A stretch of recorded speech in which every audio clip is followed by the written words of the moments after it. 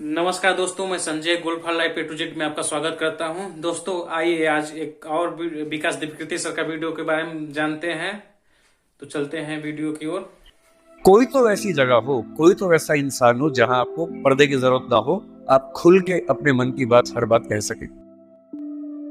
इंसान को इंसान बने रहने के लिए कम से कम 2-3 ऐसे रिश्ते चाहिए होते हैं जहां वो पूरी तरह से सहज होकर रह सके, जहां उसको पर्दा न लगाना पड़े, जिनके साथ आप अपने मन की हर बात खुल के कर लेते हैं। शंकराचार्य के हिसाब से ये जो दुनिया हमारी है, ये भी एक तरह का सिमुलेशन है। अंतर सिर्फ इतना है कि हम कैरेक्टर हैं और उस वीडियो गेम का रिमोट किसी और के हाथ में है। कोई हमारे साथ खेल रहा है और हमें लगता है कि मैं सीए बन गया, वहां से बटन कैसे चला, अब सीए बन गए। और आप उछल रहे हैं, ये कर रहे हैं, वो कर रहे हैं, अचानक उससे गलती हुई, यहां मामला खत्म। जैसे वीडियो गेम में आपसे गलती हुई, 15 वाला खत्म हो जाता है। इतनी फानी किस्म की जिंदगी, इतनी बुलबुले जैसी जिंदगी, उस जिंदगी में इन छोटी छोटी बातों में इतना लीन होकर डूबे रहना, मेरे ख्याल से इससे खराब जिंदगी कोई नहीं हो सकती। और इसलिए जो करना है वो ये है कि जिंदगी में होते हुए अपनी जिंदगी को बेहतर कैसे बनाना है। फाइनेंशियल चीजों से कंप्रोमाइज न करते हुए अपनी बाकी जिंदगी को बेहतर कैसे बनाना है। और जिंदगी बेहतर है यानी इसके 4-5 पैरामीटर्स हैं।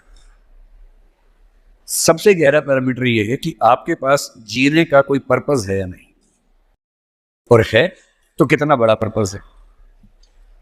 कुछ लोगों के पास होता है, मुझे सबको हरा देना है, फर्स्ट आना है, 1 करोड़ कमाना है, ठीक है, पर्पस है, पर यह पर्पस बहुत दूर तक हेल्प नहीं करेगा।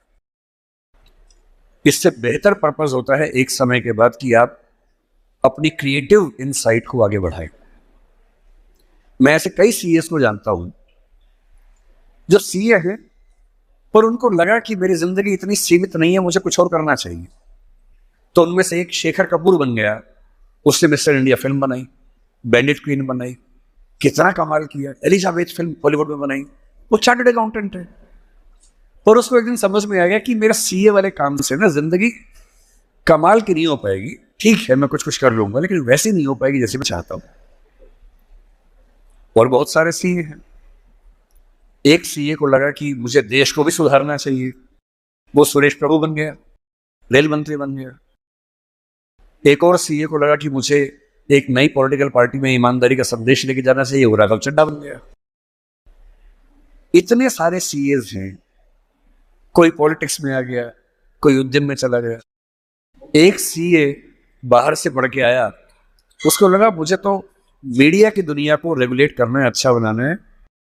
उसने एक मैगजीन शुरू की, इंडिया टुडे, और धीरे धीरे वो आज तक का मालिक बन गया। अरुण पुरी, वो भी सीए है।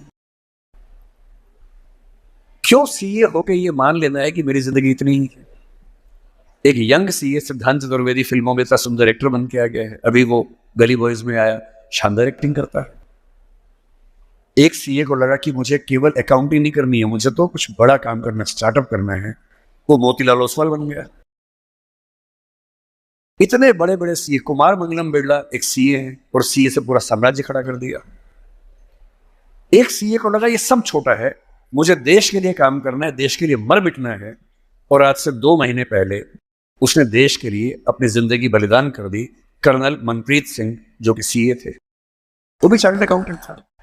मेरी पहली आपसे गुजारिश ये है कि सीए बनने के बाद अपनी क्रिएटिव इंस्टिंक्ट को मरने मत दीजिए।